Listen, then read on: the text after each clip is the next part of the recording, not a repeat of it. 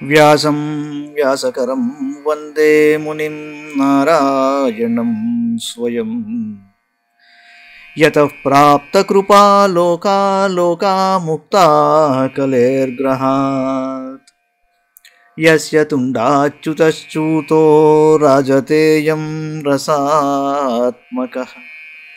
తమచ్యుతకథా కుంజే సుకూజంతం శుకం భజే. శ్రీధరం శ్రీధరం వందే శ్రీధరైకపరాయణం.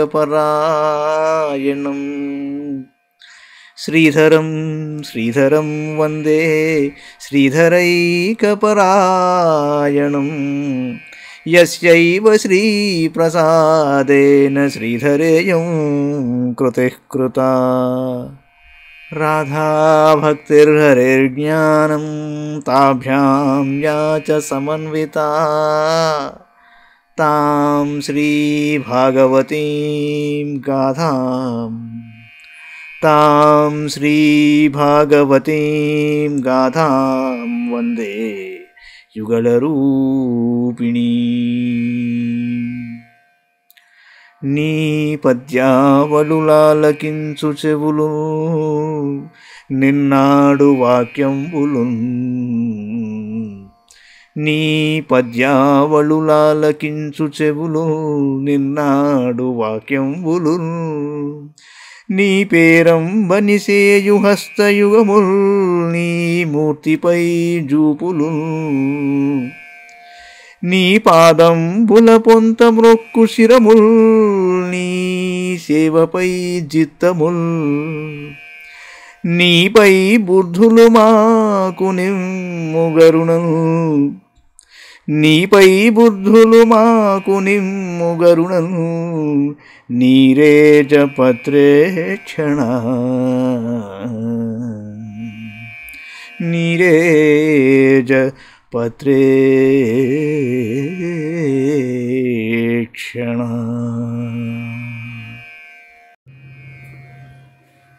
భాగవత మహాపురాణంలోని చతుర్థ స్కంధంలో మనం 18వ అధ్యాయంలో ఉన్నాం.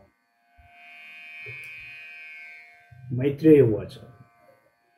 ఇత్థం పృథుమభిష్టూయ రుషా ప్రస్ఫురితాధరం పునరాహావనిర్భీతా సంస్తభ్యాత్మానమాత్మనా. సంనియక్షాభిభో మన్యం నిబోధ శ్రావితం చ మే. సర్వతః సారమాదత్తే యథా మధుకరో బుధః. విదురా, భూదేవి ఈ విధంగా ప్రార్థించినను పృథు మహారాజు కోపం చల్లారలేదు. క్రోధాతిరేకముచే ఆయన పెదవులు అదురుచున్నాయి. అప్పుడు భూదేవి బాగా ఆలోచించి మనస్సును చిక్కబట్టుకుంది. అయినను ఆమెను భయము వీడలేదు. ఆ స్థితిలో ఆమె మహారాజుతో ఏమందయ్యా అంటే, మహారాజా, దయతో నా మనవిని ఆలకింపుము. నన్ను మన్నించి కోపమును వీడుము. విజ్ఞుడు భ్రమరము వలె అన్ని సందర్భములలోనూ సారమునే గ్రహిస్తాడు కదా. అస్మిన్ లోకేథవాముష్మిన్ మునిభిస్తత్వదర్శిభిః దృష్టా యోగాః ప్రయుక్తాశ్చ పుంసాం శ్రేయః ప్రసిద్ధయే. తానాతిష్ఠతి యః సమ్యగుపాయాన్ పూర్వదర్శితాన్ అవరశ్రద్ధయోపేతః ఉపేయాన్ విందతేంజసా. తాననాదృత్య యో విద్వానర్థానారభతే స్వయం తస్య వ్యభిచరం త్యర్థాః ఆరబ్ధాశ్చ పునః పునః. పురా సృష్టా హ్యోషధయో బ్రహ్మణా యా విశాంపతే భుజ్యమానా మయా దృష్టా అసద్భిరధృతం వ్రతైః. తత్వవేత్తలకు మహర్షులు ఇహలోకమునందు పరలోకమునందు మానవులకు శ్రేయస్సును కలుగజేయుటకు గాను వ్యవసాయము యజ్ఞయాగాది ఉపాయములను కనుగొన్నారయ్యా. వాటిని ఆచరించారు కూడా. ప్రాచీనులైన మహర్షులు తెలిపిన ఉపాయమును ఈ కాలమును కూడా శ్రద్ధాసక్తులతో చక్కగా ఆచరించినచో మానవుడు సులభంగా తన అభీష్టములను పొందగలడు.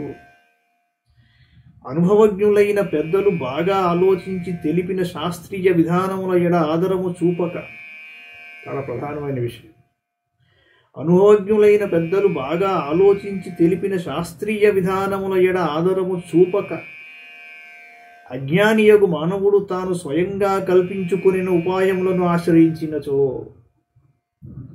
అవి శాశ్వతంగా సత్ఫలితములను ఇయ్యజాలవు.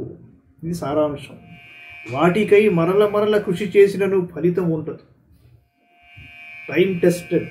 పెద్దలు బాగా అభ్యసించి ఆచరించి అనుభవంలోకి తెచ్చుకుని తరువాత నిర్దేశించిన విధానాన్ని తూలనాడి పక్కకి నెట్టేసి స్వయంగా ఏదో పెద్ద ఉపాయం నాకు తోచేసిందని ఏదో శాస్త్రం చెప్పేసి ముందరికి వెళ్ళిపోతే జరిగే అనర్థం ఏమిటయ్యా అంటే కేవలం నీ ఒక్కడికే జరిగే అనర్థం కాదు. ఆ పెద్దలు చెప్పిన విషయం, ఆ పద్ధతి తర్వాత ఇంక సత్ఫలితాలను ఇవ్వడం మానేస్తుంది. ఇదే జరిగింది ఇక్కడ.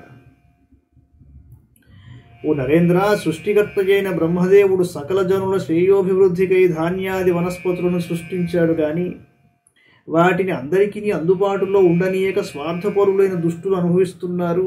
ఇది నేను స్వయంగా గమనించాను. అపాలితానాదృతా చ భవద్భిర్లోకపాలకైః చౌరీభూతేథ లోకేహం యజ్ఞార్థే గ్రసమోషధీః నూనం తా వీరుధక్షీణాః మయి కాలేన భూయసా తత్ర యోగేన దృష్టేన భవానాదాతుమర్హతి వత్సం కల్పయ మే వీరయేనాహం వత్సలా తవ ధోక్షే క్షీరమయాన్ కామాననురూపం చ దోహనం దోగ్ధారం చ మహాబాహో భూతానాం భూతభావన అన్నమీప్సితమూర్జస్వద్భగవాన్ వాంఛతే యది సమాం చ కురు మాం రాజన్ దేవవృష్టం యథాపయః అపర్తామపి భద్రం తే ఉపావర్తేత మే విభో. ఓ మహారాజా, మీ వంటి నరపతులు కూడా నన్ను భద్రంగా పాలించటం లేదు, సరిగా ఆదరించుట లేదు. సకల జనుల శ్రేయస్సునకు ఉపయోగపడవలసిన పైరు పంటలను దుర్మార్గులు దొంగల వలె దోచుకుంటున్నారు. అందువలన సమస్త ప్రజల క్షేమము కొరగై వాటిని నాలో దాచుకుని, అంటే పాలకులు ఆహార ధాన్యాదులను ప్రజలందరికీ అందించుటకై సరియగు వ్యవస్థను నడపనిచో స్వార్థపరులు దొంగలై వాటిని దోచుకుంటారు. ఇది సార్వకాలిక సత్యము. పెద్దకాలము గడిచిపోవుటతో ఆ ధాన్యాదులు నాలో జీర్ణమైపోయాయి. అవి దాచుకుంది లోపల పాపం. కాలం గడిచిపోతుంది, అవి జీర్ణమైపోయాయి. కావున పూర్వుల ఉపాయములను అనుసరించి వాడిని ఉద్ధరింపవయ్యా. ఓ మహాబాహో వీరుడా, పూజ్యుడవైన నీవు ప్రజారక్షకుడవు. సకల ప్రాణులకును అభిషిష్టముకు పుష్టికరమైన ఆహారమును వాంఛించుచున్నచో ఒక బాధ్యతను వహింపుము అన్నది. ఏమిటయ్యా అంటే, నాకు తగిన దూడను, దోహన పాత్రను, అర్హుడైన దోగ్ధను సమకూర్చుము. అప్పుడు నేను ఆ దూడపై వాత్సల్యము చూపుచు పాలరూపములో అభీష్టములను అన్నింటినీ ఇస్తాను. ఓ మహారాజా, నీవు సమర్థుడవు. ఎగుడు దిగుడుగానున్న నన్ను సమానంగా చేయుము. అప్పుడు ఇంద్రుడు కురిపించిన వాననీరు వర్షత్రువు వెళ్ళినా కూడా సర్వత్రా వ్యాపించి ఉండును. గొప్ప రహస్యం ఉంది. ఎందుకు గోవులు మనకి అంత పవిత్రములు? సృష్టి యావత్తులో సారాన్ని గ్రహించి తిరిగి పాల ద్వారా తిరిగి ఇచ్చే ఒక ప్రక్రియ గోవు మనకు చూపిస్తుంది. అందుకని ఈ సృష్టి యావత్తులో ఏ వస్తువును, ఏ ధాతువును తీసుకోవాలన్నా కూడా ధనుర్ధరాయే విద్మహే సర్వసిద్ధే చ ధీమహి తన్నో ధరా ప్రచోదయాత్. భూమి గోరూపంలో ఉండి ఒక దూడని తీసుకొచ్చి నాలోంచి ఆ సారాన్ని పితకవయ్యా అని చెప్తాం. ఇది ఇక్కడ రహస్యం. ఇది ప్రియం హితం వాక్యం భువ ఆదాయ భూపతి వత్సం కృత్వా మనం పానావదుహత్సకలౌషధీ తథా పరే చ సర్వత్ర సారమా దదతే బుధాః తతోన్యే చ యథా కామం దుదుః పృథిభావితాం ఋషయో దుదుఃదేవీమింద్రియేష్వథ సత్తమాం వత్సం బృహస్పతిం కృత్వా పయశ్ఛందోమయం శుచి కృత్వా వత్సం సురగణాః ఇంద్రం సోమమదూదుహన్ హిరణ్మయేన పాత్రేణ వీర్యమోజోబలం పయః దైతేయా దానవా వత్సం ప్రహ్లాదమసురర్షభం విధాయా దూదుహన్ క్షీరమయ పాత్రే సురాసవం గంధర్వాప్సరసోధుక్షన్ పాత్రే పద్మమయే పయః వర్షం విశ్వావసుం కృత్వా గాంధర్వం మధుసౌభగం వర్షేణ పితరోర్యంనా కవ్యం క్షీరమధుక్షత ఆమపాత్రే మహాభాగా శ్రద్ధయా శ్రాద్ధదేవతా. భూదేవి పలికిన ప్రియమైన హితవచనములకు పృథుమహారాజు మిగులు సంతోషించాడు. పిదప ఆ నృపాలుడు స్వయంభూ మనువును దూడగా చేశాడు. స్వయంగా తన చేతిని దోహన పాత్రగా చేసి సమస్త ఔషధులను పితికాడు. ఆయన ఏ ప్రక్రియ ద్వారా మనం సారాన్ని గ్రహించాలో పొందాలో ఆ ప్రక్రియని ఆదరించే ఒక ఆచారం మన దగ్గర ఉండాలి. చక్కగా సారాన్ని గ్రహించి గోరోచన ఉన్న లోపల మూల పెట్టుకుంటుంది పాపం ఆ ప్రక్రియని ఆదరించి దానిని కంటిన్యూటీ కోసం మనం పనిచేస్తామా లేక దానిని నరికేస్తామా? చిన్న తిరకాసు ఉంది ఇక్కడ. ఆ మహారాజు వలనే సారాసార వివేకము గల ఇతరులను భూమి నుండి సారవంతమైన ఓషధులను గ్రహించారు. అట్లే ఋషులు మున్నగువారు కూడా పృథుమహారాజు అధీనంలో గల గోరూప భూమి నుండి తమకు అభీష్టములైన సకల వస్తువులను పొందారు. ఓ సత్పురుష, వశిష్ఠాది మునులు కూడా బృహస్పతిని దూడగా చేసుకుని వాక్కు మనస్సు శ్రవణేంద్రియము అను పాత్రల యందు పవిత్రమైన వేదరూపముకు క్షీరమును పితికారట. దేవగణములు ఇంద్రుని దూడగా చేసుకుని బంగారు పాత్రలో వీర్యమును ఓజస్సును బలమును ప్రసాదించునట్టి అమృతమయమైన పాలను పితికారు. దైత్యులు దానవులు అసురశ్రేష్ఠుడు భాగవతోత్తముడు అయిన ప్రహ్లాదుని దూడగా చేసుకుని ఇనుప పాత్ర యందు వసుర ఆసవములనేడు క్షీరమును పితికారట. గంధర్వులు అప్సరసలు మొదలగు వారు విశ్వావసులను గంధర్వుని దూడగా చేసుకొని పద్మరూప పాత్ర యందు మధురమైన సంగీతము వాంగ్మయము సౌందర్యము అనేది క్షీరాన్ని పొందారట. మహాత్ములైన పితరులు శ్రాద్ధదేవతలు పితృగణ ప్రభువు ఆర్యముని దూడగా చేసుకొని అపక్వమైన మట్టి పాత్రలో కవ్యరూప క్షీరమును అంటే శ్రద్ధగా పితికారు వాళ్ళు. కవ్యము అంటే పితృదేవతలు సమర్పించేది అన్నము, హవ్యము దేవగణములు సమర్పించేది ఆహుతి. శ్రద్ధగా పితికారట వాళ్ళు.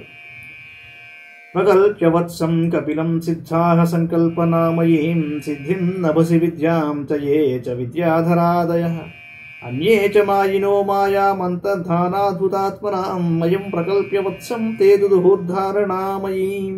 కపిల మహర్షిని దూడగా చేసుకొని ఆకాశమనడి పాత్రలో సిద్ధులు సంకల్పమాత్రమును లభించు అనివార్య అష్టసిద్ధులను అట్లే విద్యాధరులు ఆకాశ గమనము మొదలగు విద్యలను పితికారట. కింపురుషాది ఇతర మాయావులు మయుని దూతగా చేసుకుని సంకల్పమాత్రముననే సిద్ధించుట అంతర్ధానమొగుట విచిత్ర రూపములను దాల్చుట మొదలగు మాయారూప క్షీరములను పిండుకున్నట్టు వాళ్ళు మయుణ్ణి దూడగా చేసుకున్నారు. వాళ్ళు యక్షరక్షాంసి భూతాని పిశాచాః పిశితాశనాః భూతేశవత్సాదుదుః కపాలే ఛత్రజాసవం తథా హయోదందశూకాః సర్పా నాగాశ్చ తక్షకం విధాయ వత్సం దుదుఃర్బిలపాత్రే విషంపయః. ఇదే రీతిగా యక్షులు రాక్షసులు భూతములు పిశాచములు మొదలగు మాంసభక్షకులు భూతనాథుడకు శివుని దూడగా చేసుకుని కపాలపాత్ర యందు రక్తాసవమను పాలను పిండుకొన్నారట. అలాగే పడగలు గల సర్పములు నాగులు, పడగలు లేని సర్పములు తేళ్లు మొదలగు విషజంతువులు దక్షకుని దూడగా చేసుకుని తమ నోటిని బిలములను పాత్రలుగా చేసుకుని విషరూప క్షీరములను పిండుకున్నట్టు వాళ్ళు కూడా. పశవో యవసం క్షీరం వత్సం కృత్వా చ గోవృషం అరణ్యపాత్రే తాదుక్షం మృగేంద్రేణ చ దంశ్రిణః క్రవ్యాదాహ ప్రాణినః క్రవ్యం దుదుఃస్వేకలేవరే సుపర్ణవత్సా విహగాశ్చరం చాచరమేవ చ. పశువులు నందీశ్వరుని దూడగా చేసుకొని అరణ్యమణి పాత్రయందు తృణరూప క్షీరములను పిండుకున్నవి. పెద్ద పెద్ద కూరలు కలిగి మాంసమును భక్షించు క్రూర మృగములు సింహమును దూడగా చేసుకుని తమ శరీరములనడి పాత్రల యందు వచ్చి పచ్చి మాంసమును పిండుకుని పోయేట. గరుత్మంతుని దూడగా చేసుకుని పక్షులు అడుగులు చరించునట్టి కీటకములు పతంగములు మొదలగు ప్రాణులను మరియు అచర్ములైన పండ్లను పిండుకున్నాయి. వటవత్సా వనస్పతజ పృథగ్ర సమయం పయః గిరయో హిమవద్వత్సాః నానాధాతూన్ ససానుషు సర్వే స్వముఖ్యవత్సేన స్వే స్వే పాత్రే పృథక్ పయః సర్వకామదుహాం పృథ్వీం దుదుః పృథుభావితాం ఏవం పృథ్వాదయ పృథ్వీమన్నాదాః స్వన్నమాత్మనః దోహవత్సాదిభేదేన క్షీరభేదం కురూద్వః తతో మహీపతిః ప్రీతః సర్వకామదుఘాం పృథుః దుహితృత్వే చకారే మాం ప్రేమ్నా దుహితృవత్సలః. వృక్షములు మర్రి చెట్టును దూడగా చేసుకుని వేర్వేరు రసరూపములైన క్షీరములను పిండుకున్నాయి. గిరులు హిమోత్పర్వతమును దూడనగా చేసుకొని తమ తమ సానువుల యందు పలు విధములకు గైరికాది ధాతువులను పిండుకున్నాయి. పృథివీ అభీష్టములైన సకల వస్తువులను ప్రసాదించునట్టి మహత్వము గలది. ప్రస్తుతం పృథుమహారాజు అధీనములోనున్న గోరూప భూమి నుండి సకల ప్రాణులను తమ తమ జాతులలో ముఖ్యులైన వారిని దూడలుగా చేసుకుని తమకు అనువుకు పాత్రలందు వివిధములకు పదార్థములను క్షీరరూపమును పిండుకున్నారు. కురుశ్రేష్ఠ, ఓ విదురా, వివిధములకు ఆహారములను స్వీకరించడు పృథుమహారాజు మొదలగు సకల ప్రాణులను ఓరూప భూమి నుండి వివిధములకు వత్సముల ద్వారా పలు విధములకు పాత్రల యందు తమకు మిగుల ఇష్టమైన మంచి ఆహారమును అనేక క్షీర రూపములలో పితుకుకొనినవి. అంతటా పృథుమహారాజు సకల ప్రాణుల యొక్క వివిధములకు మనోరథములను ఈడేర్చునట్టి గోరూప భూమి ఎడ మిగుల ప్రసన్నుడయ్యాడు. పిదప అతడు ఆమెపై పుత్రికా వాత్సల్యము వహిస్తూ ప్రేమతో కూతురుగా స్వీకరించాడు. అందుకు ఆవిడ పృథివీ అయినది. చూర్ణయన్ స్వధనుష్కోట్యా గిరికూటాని రాజరాట్ భూమండలమిదం వైన్య ప్రాయశ్చక్రే సమం విభు. తరువాత సర్వసమర్థుడకు పృథుమహారాజు తన ధనురగ్రముతో పర్వత శిఖరములను పిండి పిండి గావించి ఈ భూమండలమును ఇంచుమించుగా సమతలంగా చేశాడు. అథాస్మిన్ భగవాన్ వైన్య ప్రజానాం వృత్తిదః పితా నివాసాన్ కల్పయాన్ చక్రే తత్ర తత్ర యథార్హతః. భూతలమును చదును గావించిన తరువాత మహాత్ముడైన పృథుమహారాజు ప్రజలను కన్న బిడ్డలను వలె ఆదరిస్తూ వారికి జీవనోపాధులను కల్పించుటయందు నిరతుడయ్యాడు. సమతలంగా మార్చబడిన ఆ భూమి యందు వారి యోగ్యతలను అనుసరించి అక్కడక్కడ వారికి నివాసము ఏర్పరచాడయ్యా. గ్రామాన్ పురఃపట్టణాని దుర్గాన్ వివిధాని చ ఘోషాన్ ప్రజాన్ సశిబిరానాకరాన్ ఖేటకర్వటాన్ ప్రాకృధోరిహ నైవైష పురగ్రామాదికల్పన యథా సుఖం వసంతి స్మ తత్ర తత్ర కుతో భయా. ఆ మహారాజు గ్రామములను, పురములను, నగరములను, పలు విధములకు కోటలను, గొల్ల పల్లెలను, గోశాలలను, సైన్య శిబిరములను, బంగారు గనులను, త్రవ్వుటకు కావలసిన ఏర్పాట్లను, రైతుల గ్రామములను, పర్వత ప్రాంతములకు అనువుకు పల్లెలను నిర్మింపజేశాడు. పృథు చక్రవర్తి పరిపాలించుటకు ముందు ఈ భూమండలమున నగరములు, గ్రామములు మొదలుగా వ్యవస్థ లేకుండే. అప్పటి ప్రజలు తమకు తోచిన స్థలముల యందు నిర్భయంగా నివసిస్తూ ఉండేవారు. భూయసి అంటే గోవు. ఎందుకని అంటే భూమి గోస్వరూపంలో అసలు ప్రక్రియ ఏమిటో ఒక్కసారి చెప్పింది. గోవు, దూడ, పాలు పితకడం, పాత్ర, ఇది సృష్టిలో ఉన్న ప్రక్రియ. అందుకు రసోవై సహా అన్నమాట వచ్చింది. అటువంటి గోవును మనం పవిత్రంగా సకల దేవతా స్వరూపంగా భావించి ఆరాధించవలసిన అవసరం ఉంది. కానీ గోవును హింసించడం, వధించడం లాంటివి చేసిన చోట భూమి మీద ప్రకృతి వైపరీత్యాలు సంభవిస్తూ ఉంటాయి. ఇది అందరూ గమనించాలి. గోవధని పూర్తిగా నిషేధించవలసిన అవసరం ఉన్నదండి. ఇది ఈ అధ్యాయం ద్వారా మనకి చాలా స్పష్టంగా తెలుస్తున్నది. గోవధ చేస్తే మనల్ని మనం వధించుకుంటున్నాము అన్నది అర్థం చేసుకోవాల్సిన అవసరం ఉన్నదండి. ఇది శ్రీమద్భాగవతే మహాపురాణే పారమహంస్యాం సంహితాయాం చతుర్థస్కంధే అష్టాదశోధ్యాయః. మంగళం భగవాన్ విష్ణుః మంగళం గరుడధ్వజః మంగళం పుండరీకాక్షో మంగళాయ తనో హరిః. సర్వం శ్రీకృష్ణార్పణమస్తు.